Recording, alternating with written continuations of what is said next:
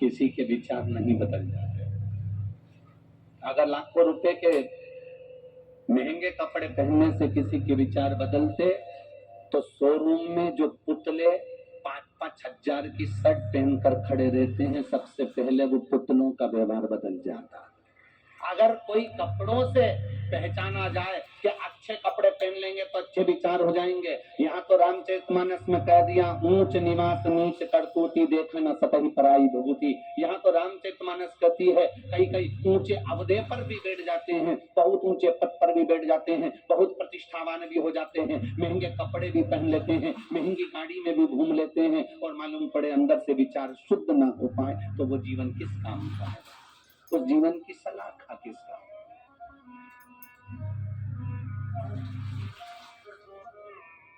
वो कहे कभी प्यासे तो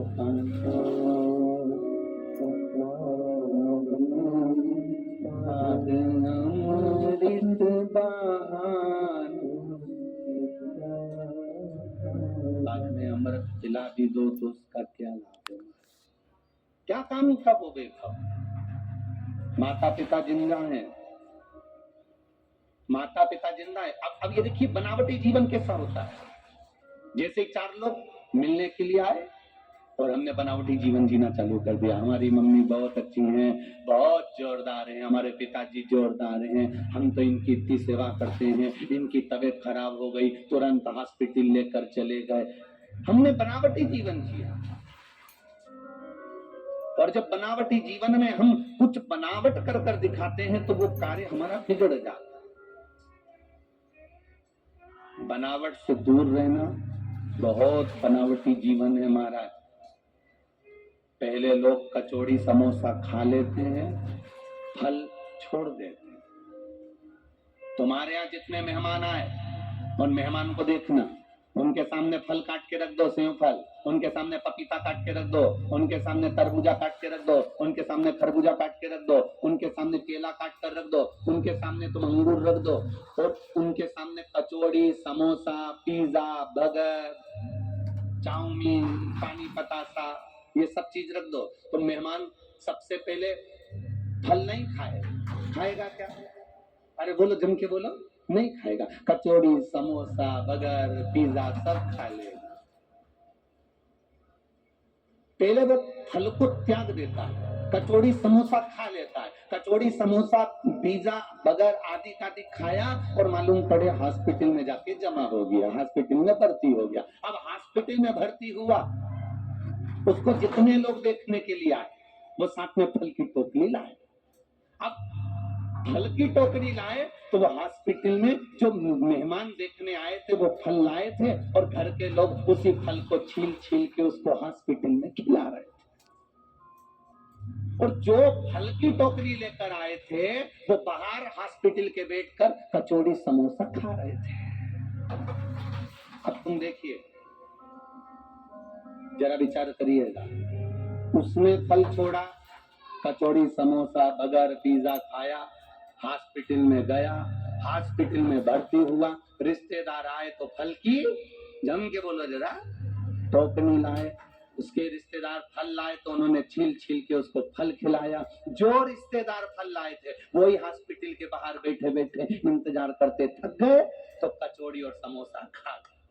अब वो हॉस्पिटल में जमा होंगे और ये फल की तो क्यों हम बनावटी जीवन को जिए?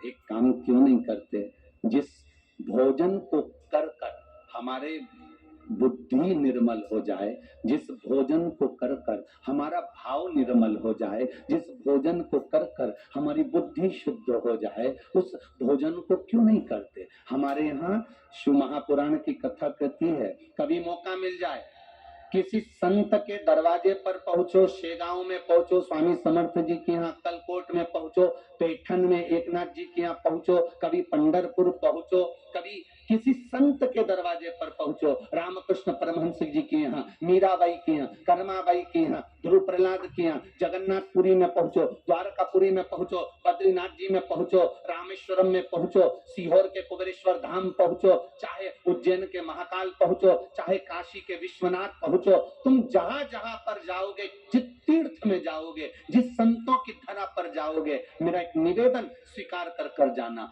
जब तुम तीर्थ जाओ, गुरु के दरवाजे जाओ, के दरवाजे जाओ, तो होटल का भोजन मत कर कर उस गुरु के दरवाजे में भले जरा सी खिचड़ी मिल जाए, उसको खा लेना, वो ना जाने कितने रोगों को समाप्त कर देगी। जगन्नाथपुरी में जाओ तो होटल का भोजन ना कर कर जगदीश का प्रसाद लेकर खा लेना, ना जाने कितने रोगों को ठीक कर देगा। द्वारकापुरी में जाओ तो द्वारकाधीश के दरवाजे का भोजन ग्रहण कर लेना, ना जाने कितने रोगों को ठीक कर देगा। हमारे विचार, हमारी बुद्धि, हमारी शुद्धता लेकर आती है। जैसा खाया अन्न, जम के बोलो, वैसा हो गया मन। जैसा पिया पानी और जैसा पिया दूध, वैसा बन गया बुद्ध। दूध से हमारी बुद्धि बनती है।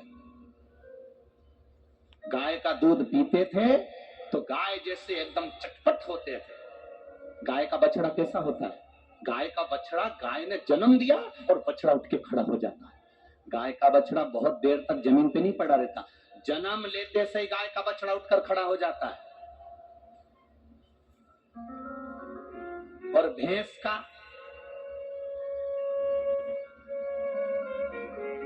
जिन जिन क्या भैंस है उनसे पूछना, भैंस का छोरा छोरी होए, भैंस का पाड़ा होए, भैंस का बछड़ा होए, तो वो इतनी जल्दी उठ जाता है क्या?